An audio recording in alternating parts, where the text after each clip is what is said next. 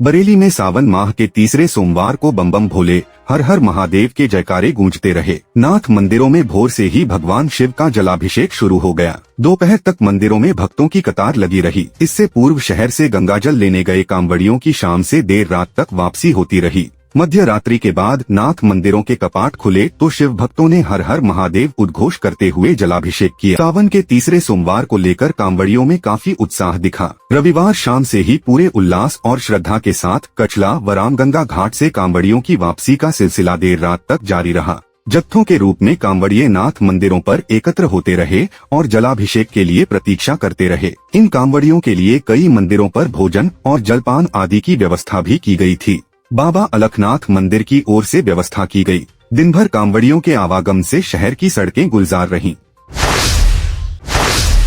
बरेली की रहने वाली एक नाबालिग किशोरी को बहला फुसलाकर धर्मांतरण एवं शारीरिक शोषण करने वाले सलमान को पुलिस ने 2.5 महीने बाद गिरफ्तार कर जेल भेज दिया है। सलमान पर मुकदमे में अपहरण, दुष्कर्म, पॉक्सो एक्ट और धर्म परिवर्तन की धाराएं बढ़ाई गई है। दरअसल सुभाष नगर निवासी महिला ने 9 मई को नाबालिग किशोरी की गुमशुदगी दर्ज होने के बाद अपहरण का मामला दर्ज हुआ था। वहीं सलमान पर सीबीगंज में मामला दर्ज हुआ था। बताया जा रहा है कि परिवार सीबीगंज का रहने वाला है। सुभाष नगर रिश्तेदारी में गया हुआ था। 9 मई की रात में नाबालिग किशोरी का अपहरण कर लिया, जिसके बाद काफी दिनों तक सलमान की तलाश में पुलिस जुटी रही। पुलिस फोन सर्विलांस की मदद से सलमान के बारे में जानकारी जुटाती रही।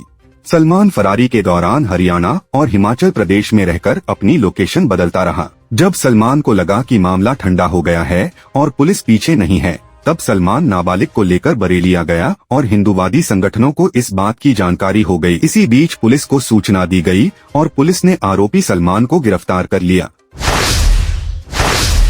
बरेली हॉस्पिटल की एनओसी के नाम पर 20,000 रिश्वत लेते क्षेत्रीय कार्यालय प्रदूषण नियंत्रण बोर्ड के संप्रति वैज्ञानिक सहायक को रंगे हाथ गिरफ्तार कर लिया।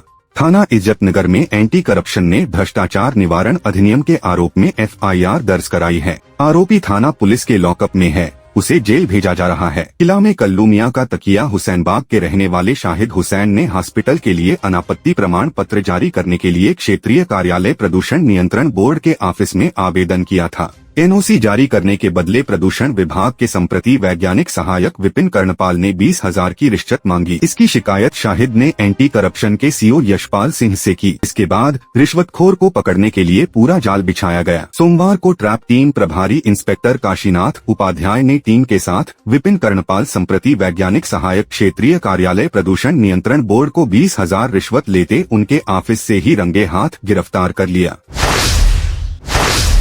बरेली में सपा पार्षद राजेश अग्रवाल के नेतृत्व में गृह कर के बिलों के संशोधन में देरी व आवासीय घरों में शटर लगे होने पर उसे व्यावसायिक मानकर बिल भेजने पर नगर निगम पहुंचे। पार्षद राजेश अग्रवाल मुख्य निर्धारण अधिकारी से बोले कि शटर को कैसे आप आधार बना सकते हो अगर उसमें व्यावसायिक गतिविधि नहीं हो रही है। राजेश अग्रवाल ने शिकायत की कि 85 साल के बुजुर्ग ने आवासीय को व्यावसायिक पर आपत्ति लगाई और निगम से सर्वे भी हुआ। उसके बाद भी व्यावसायिक का बिल भेज दिया गया। इस पर मुख्य निर्धारण अधिकारी प्रदीप कुमार मिश्रा बोले, भविष्य में इस प्रकार नहीं होगा और जो समस्या आई है उसका समाधान किया जाएगा। बरेली में ऑल इंडिया मुस्लिम जमात के राष्ट्रीय अध्यक्ष मौलाना शहाबुद्दीन ने कहा कि केंद्र सरकार वक्फ बोर्ड को लेकर एक बिल संसद में लाने वाली है। केंद्र सरकार वक्फ बोर्ड की संपत्ति के मनमानी को रोकने के लिए जल्दी एक बिल ला सकती है। इस मामले में बरेलवी उलमा सरकार के इस फैसले का स्वागत करते हैं। मौलाना ने कहा कि भारत के तमाम वक्फ बोर्ड के अध्यक्ष, अधिकारी, सदस्य भू माफिया के संग मिलकर वक्फ की संपत्ति को खुर्द-बुर्द कर रहे हैं। इतना ही नहीं, उन्होंने कहा कि अगर सही मायने में वक्फ बोर्ड अपना काम करता है तो पूरे देश के मुसलमान में विकास साफ तौर पर देखा जा सकता था। पूरे देश में कोई भी मुसलमान भीख मांगता हुआ नजर नहीं आएगा और न ही विकास की मुस्लिम आवाम में कोई कमी नजर आएगी। उन्होंने हैरानी जताते हुए कहा कि वक्फ बोर्ड की इस मनमानी को रोकने के लिए केंद्र सरकार अब तक खामोश क्यों थी। उन्होंने कहा कि अगर जल्दी बिल आता है तो वह इस बिल का स्वागत करते हैं। बरेली के आंवला में भारतीय बजरंग दल ने अपने प्रदेश उपाध्यक्ष अमित शर्मा पर ढाबा संचालक द्वारा दर्ज कराए मुकदमे को झूठा बताया और कहा कि राजनीतिक दबाव और षड्यंत्र के तहत मुकदमा दर्ज कराया गया है। वहीं पूरे मामले में मुख्यमंत्री को संबोधित ज्ञापन एसडीएम आंवला को सौंपकर निष्पक्ष जांच की मांग की। ज्ञापन देने के दौरान कहा कि प्रदेश उपाध्यक्ष अमित शर्मा ने श्रावण मास में ढाबा संचालक द्वारा शराब और मांस बेचने की शिकायत की थी। थाने पहुंचकर भी पुलिस से निष्पक्ष जांच करने की बात कही। बीते शनिवार को ढाबा संचालक की ओर से रंगदारी सहित गंभीर धाराओं में दर्ज कराया गया था मुकदमा।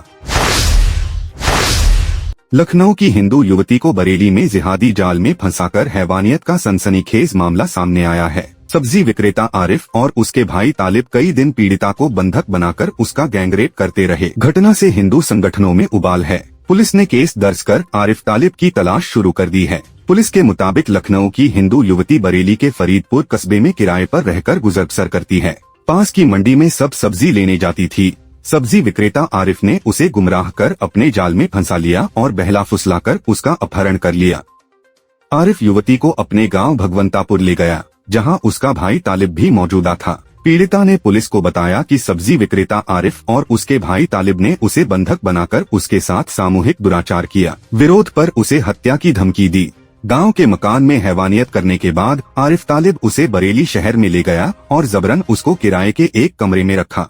भेद खुलने के डर से 2 अगस्त को आरिफ तालिब युवती को कमरे में छोड़कर फरार हो गए। इसके बाद पीड़िता फरीदपुर थाने पहुंची और पुलिस को आपबीती सुनाई। मामला सामने आते ही पुलिस ने आरिफ और उसके सगे भाई तालिब के खिलाफ गैंगरेप का मुकदमा दर्ज किया। बरेली में थाना इज्जत नगर क्षेत्र के रहपुरा चौधरी निवासी 25 वर्षीय तरन्नुम पति रिजवान खान को पड़ोसी ने चाकू मारकर घायल कर दिया। घायल महिला ने थाना इज्जत नगर में तहरीर देकर शिकायत की। पुलिस ने इलाज के लिए जिला अस्पताल भेजा। घायल महिला तरन्नुम ने बताया, सुबह के दौरान उसकी सास नूरजहां नाली की सफाई कर रही थी। इस दौरान घर के सामने रहने वाले हसीन खां कूड़े को लेकर गालियां देना शुरू कर दी। जब गालियां देने का विरोध किया तभी हसीन खान, अमन, अकीला और नरगिस ने घर में घुसकर हमला कर दिया। हसीन खां ने तरन्नुम के हाथ में चाकू मार दिया और सास नूरजहां की पिटाई कर दी। घायल महिला ने थाना इज्जत नगर में तहरीर देकर कार्रवाई की मांग की है। पुलिस ने मेडिकल परीक्षण के लिए जिला अस्पताल भेजा। बरेली में सुभाष नगर क्षेत्र मकान निर्माण के दौरान मकान मालिक के बाहर जाने पर दबंगों द्वारा बिल्डिंग मटेरियल का सारा सामान उठा ले जाने पर वरिष्ठ पुलिस अधीक्षक के आदेश पर 7 आरोपियों के विरुद्ध प्राथमिकी दर्ज कराई।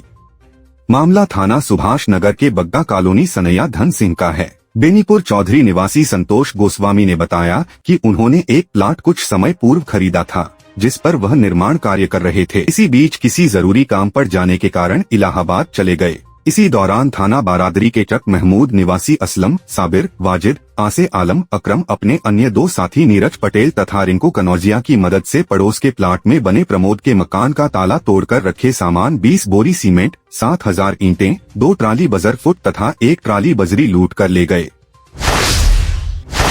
बरेली में सुभाष नगर थाना क्षेत्र के बंसी नगला निवासी भूप सिंह को आज सुबह इलाज के लिए जिला अस्पताल लाया गया, जहां उसने बताया कि उसका छोटा भाई रामवीर अक्सर शराब पीने के बाद उसके साथ गाली गलौज करता है। आज सुबह जब वह सिटी शमशान भूमि पास कावड़ियों के लिए पानी के पाउच बांट रहा था, तभी अचानक उसका भाई रामवीर मौके पर पहुंचा और शराब के नशे में उसे गालियां देने लगा। विरोध करने पर रामवीर ने उसके सिर में ईंट मार दी, जिससे भूप सिंह घायल हो गया।